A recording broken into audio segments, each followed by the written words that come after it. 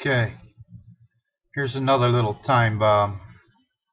Letter from John Thune, Senator, South Dakota, United States Senate. Okay.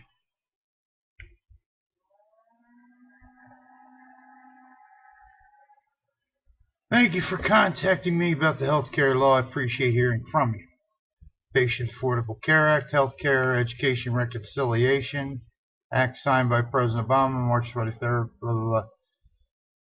American citizens purchase health insurance.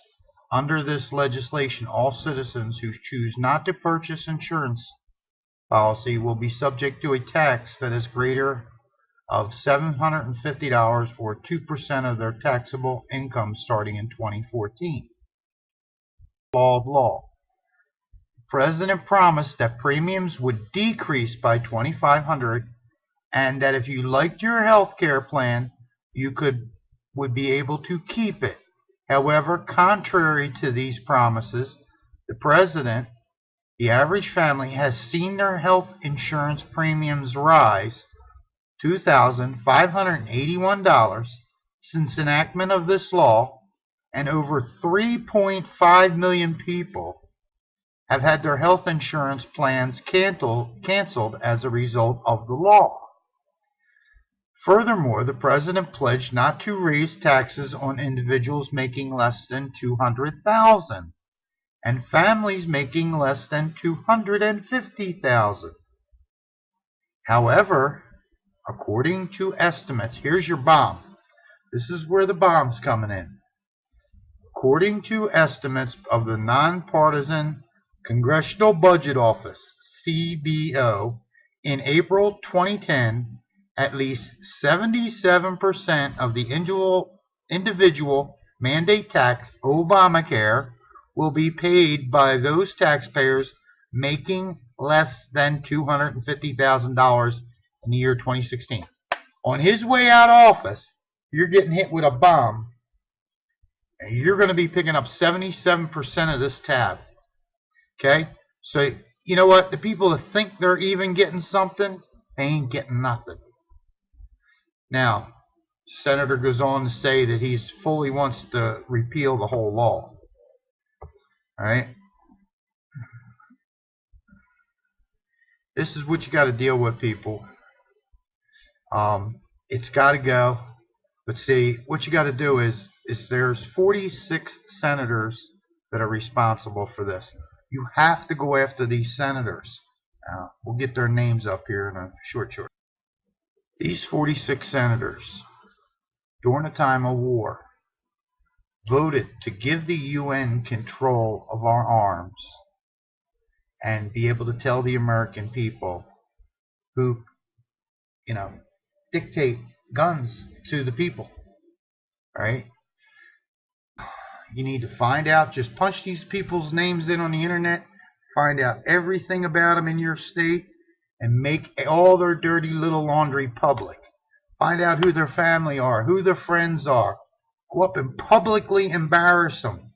Let everybody know what they are doing. They sold us out. They're taking and ushering us in. These 46 people are the ones that control Obama. If you get them out of office, he will go to jail. You will put him in jail, Holder in jail. These 46 people right here protect him. I can go on and on about their votes, but if you don't get it on giving up your arms to the United, who the hell is the United Nations that they should be able to control us? All right? And then you got their little X next to their names for the thing. It was literally treason to talk about disarming the American people during a time to war. He's given F-16s to the Muslim Brotherhood, and he's sitting there trying to take your guns. I know you lost your mind.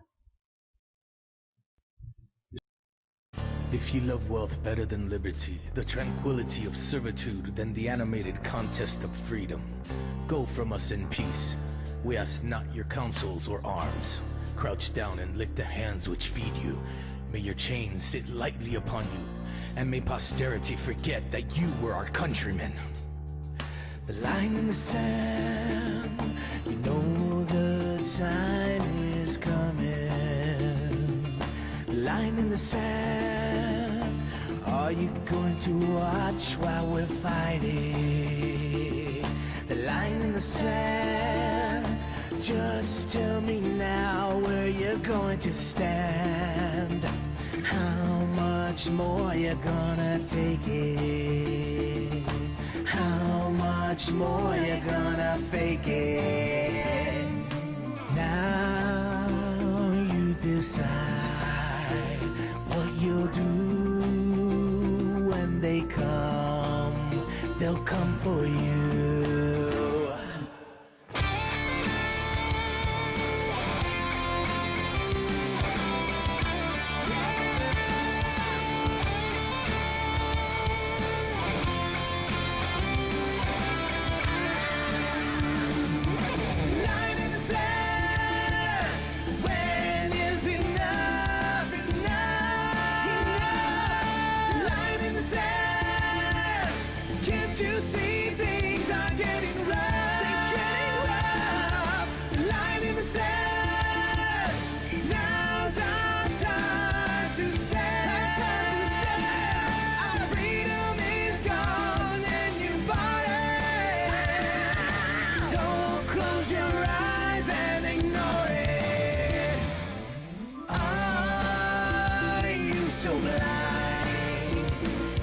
See with just a few seconds before midnight.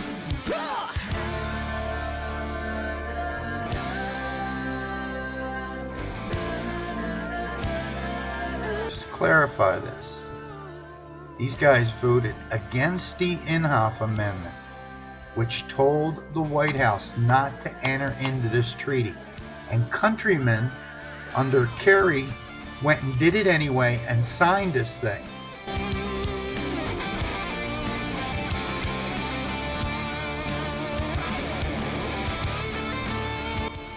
Now, they are not supposed to be even talking about a treaty if they don't have the Senate approval, and they did it anyway.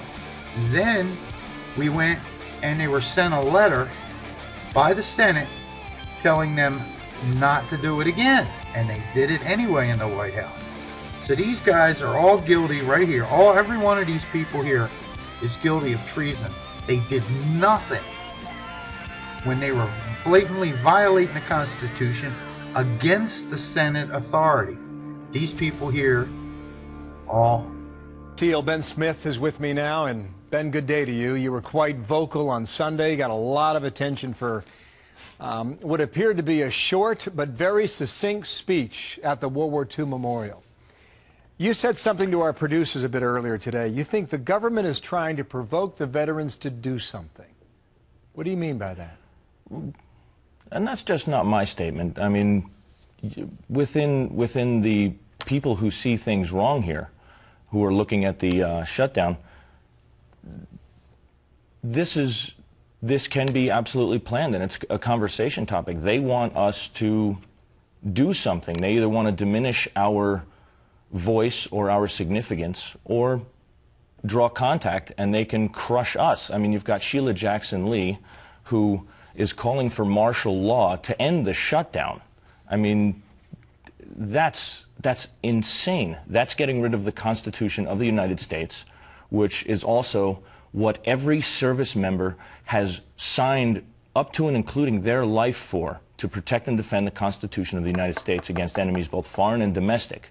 So we've got a government here that seems to be wanting to create the conditions that they want to take our Second Amendment. You know, they're going for the Second Amendment. They're trying to take guns from the veterans with PTSD and all those types of things. Voting rights. In the past elections, there was a lot of problems with the veterans in voting, getting the ballots back from overseas. And they want to discredit the military and get us to do something stupid so they can lock us down, get rid of, you know, you can call it a conservative Tea Party movement. It's more people who believe in the foundations of this country are the people that they're poking at, which are the citizens of this country. Well, and that's the people in the government. Make sense of this. We're looking at the World War II Memorial there in Washington. I mean, it's essentially a sidewalk that comes off the mall. Why would the government put up barricades, pay people, spend the money, so that they could install barricades to keep people out. Why would that happen? Well, there's such political dissension in the country. They're thumbing their noses at each other. And the thing is, the American citizen and the American service member are now the battlefield. They're trying to fight over us or to get votes, and it's become a political war game. It's like a cold civil war out there for which way the country wants to go, and the right isn't the right anymore. There's no real political figures who believe in the Constitution. And, you know, I could name a few of them who I would kind of trust on the Hill. It's amazing. Only a few. They're using us. Yeah, and you've made the point clear that, you know, you think the military is being used as pawns in this whole fight back and forth. Tell me about the Oath Keepers. Who are these people trying to keep the memorials open in Washington? Yeah, the Oath Keepers are going to be standing watch there. When I was there at the event, I had to do security for people coming in, you know, like the figures coming in and out, and I needed people fast. And the Oath Keepers, you know, have always been there. We have a good relationship, and they helped set up the security. They helped. So they're kind of standing. They're kind of standing guard right now, right, Ben? Yes, yes. And you know what? That's who we are. That's just a veteran. It's not in particular to this group. Any veteran who sees something going on, that's why you see in a lot of, within the movement or the protests that are happening on, I don't know, my side of the fence, whatever side that is, politically, I don't know these days. But there's no violence, there's no profanity, no one's there's drunk, they're not paid to be there, and there's respect and dignity. They're there just to keep order and everyone in line to be good. That's what they're there for. Well, you're in Knoxville, Tennessee today. I imagine you'll be in Washington again very soon, and we'll see what happens here at the memorial today. Ben Smith, thank you, and thank you for your service in Iraq in 2005 and 2006. This is for the service members who didn't come back. Thank you, Ben. Thank you.